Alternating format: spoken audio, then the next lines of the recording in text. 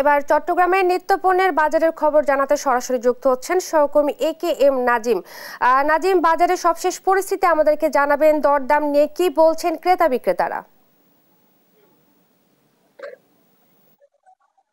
জি, আপনি যেমনটা বলছেন, আসলে চট্টগ্রামের বাজারের দাম যতগুলো পণ্য নিত্য প্রয়োজনীয় পণ্য যে সবগুলো দাম বাড়তে দিয়ে এখানে কোনো ধরনের কমতির কোনো আভাস নেই। কারণ হচ্ছে যে এখানে যতগুলো পণ্য রয়েছে সবগুলোতে দাম বাড়তি, কারণ এখানকার ব্যবসায়ীরা বলছেন তারা যে বাজারে সরবরাহ কম, সেই সরবরাহ কম থাকার কারণে আসলে এই জিনিসপত্রগুলোর দাম বাড়ছে।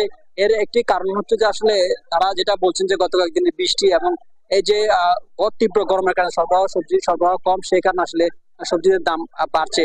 পাশাপাশি আরেকটি যেটা জানতে পেরেছি, বাজারে এসে কৃত্রিম এক ধরনের সংকট তৈরি করছে ব্যবসায়ীরা, কারণ প্রতিটি পণ্যের দামই গত সপ্তাহের তুলনায় 10 থেকে 15 টাকা করে বেড়েছে। আমরা যদি এসে মাছের বাজারে দেখেছি 300 টাকার নিচে আসলে কোনো ধরনের মাছ নেই এখানে, যেগুলো গরিবের মাছ বলা হয় পাঙ্গাস মাছ, সেই পাঙ্গাস মাছের মান ভেদে বিক্রি হচ্ছে 250 থেকে 300 টাকা পর্যন্ত। পাশাপাশি অন্য যেসব মাছ রয়েছে রুই, কাতলা, মৃগেল, সবগুলো মাছে আসলে 400 টাকার উপরে বিক্রি হচ্ছে।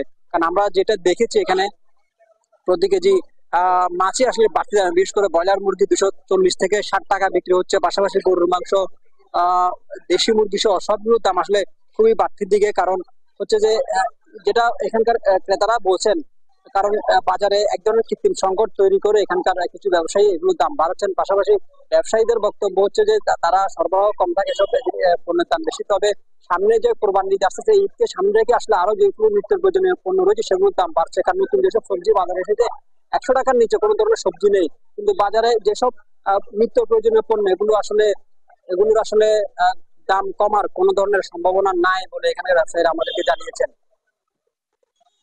এই ছিল বাজার থেকে আমার কাছে সর্বশেষ।